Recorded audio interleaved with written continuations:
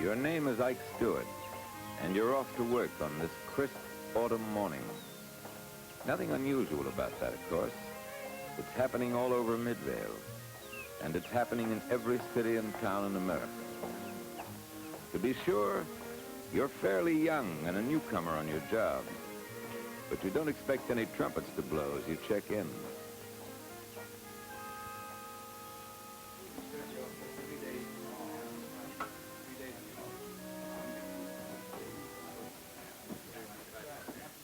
You know all the fellows pretty well by now. So it's the beginning of another day.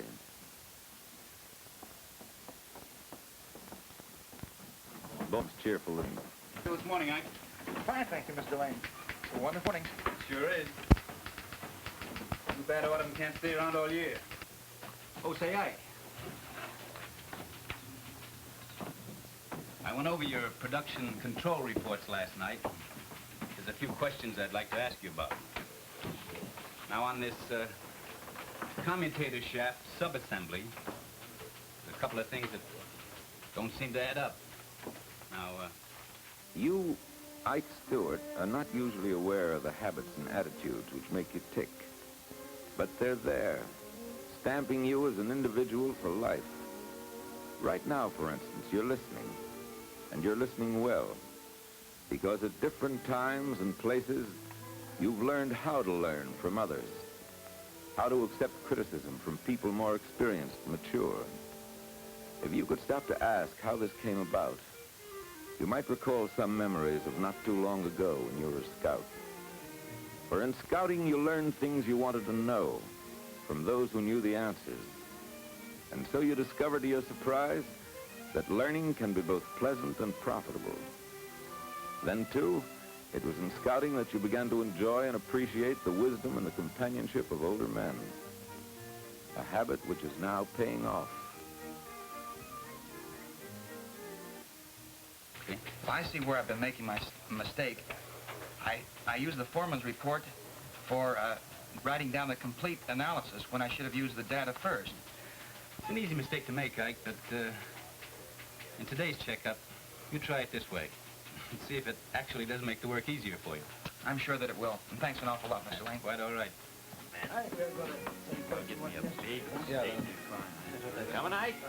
You instinctively know that your job involves a lot more than just work. The companionship of the people you work with means a lot, too.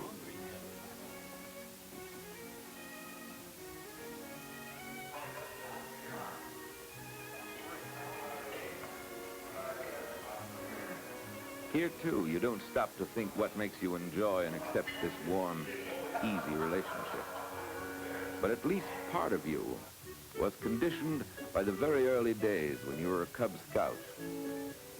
At that time, you were a member of the first pack in your neighborhood, and you worked hard over those den projects because you were working and playing with others your age. As you and your buddies outgrew Cub Scouting, at first there was only the neighborhood gang to run with. Nothing bad in that, but things were rather dull and pointless at times. Then Boy Scouting came to make your gang a patrol and build a real team spirit.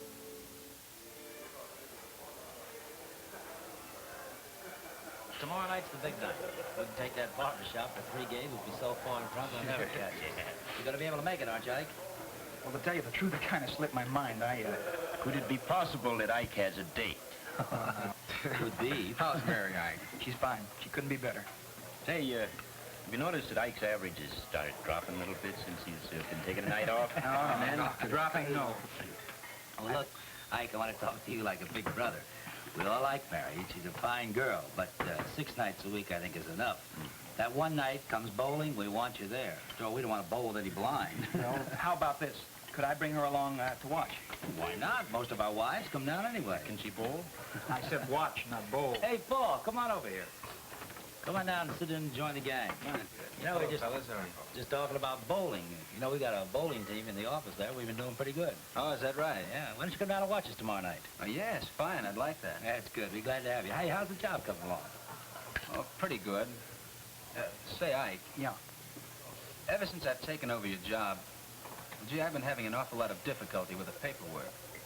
What seems to be the trouble? I mean, is there anything in particular that's wrong, or what?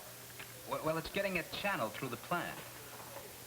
Well, is it that you don't know the right place to send the stuff? Is that about it? Well, yes, that's just about what it amounts to. Well, listen, why don't we get together tomorrow night, you and I, and we'll see what we can do. See if we can get a little work done on it. Fine, thank you very much. Gee, I didn't think I'd ever get the hang of it. Oh, don't worry. You'll catch on.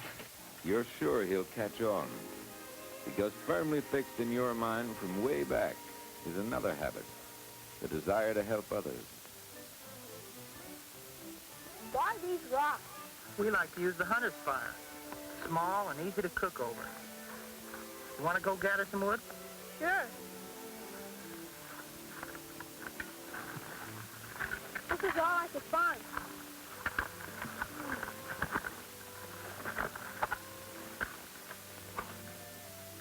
We can't start a fire with this, Junior.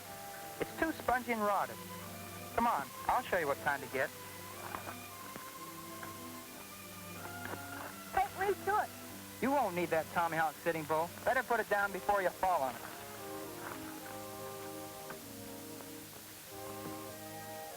Your desire to share your skills and knowledge with someone less experienced was no phony show-off business.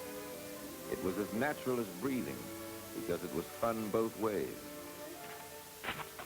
Quiet. Don't move. Look in the brush.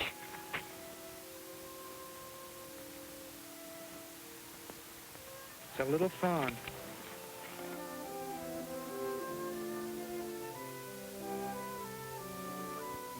He's all alone. Don't worry, his mother's probably close by. See how those spots on his coat blend in with the woods? Let's leave quietly so we won't disturb it.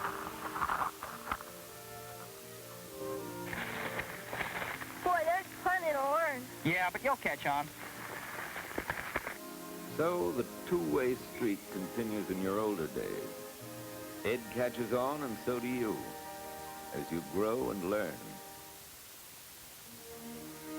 Yes, you, Ike Stewart, are doing pretty well with your job and your fellow men. But the place where you really feel at home is the out of doors. It isn't just the riot of autumn colors and the bracing air which give you a lift and straighten your back a bit. For crowding into your mind come scenes and incidents from recent years. You recall the night you first visited a group of older scouts, senior scouts, as they were called then. You were never sorry you joined them, for with old and new buddies you enjoyed the thrill of exploring on your own, seeing for yourself what lay beyond the next bend, and testing all the skills which you had ever learned. So to you, the out of doors means more than pretty sights and sounds. It means a deep down feeling of self-reliance and adventure always ahead. In your daily routine of living, there is nothing more natural than going to church. It's natural because it's part of the way you think and feel, part of the habits which scouting helped to build.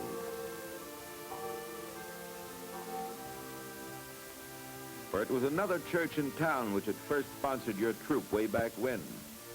The troop met regularly in the church basement, and some of your happiest times were spent there. So church has become a real moving force in your life. The walk home from church is far from routine, for a girl named Mary is with you.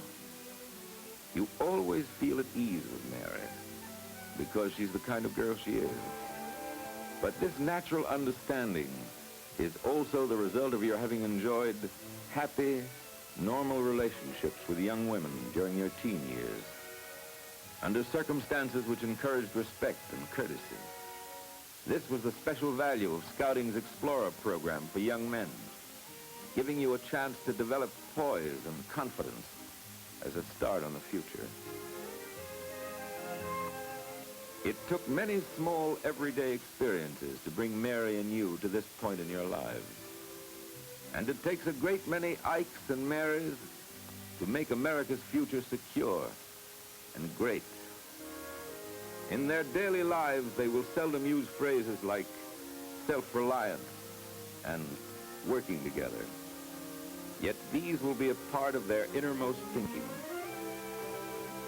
We have the comfortable feeling that Ike's future and that of America has been made more secure through the experiences which he had when he, Ike Stewart, was once a scout.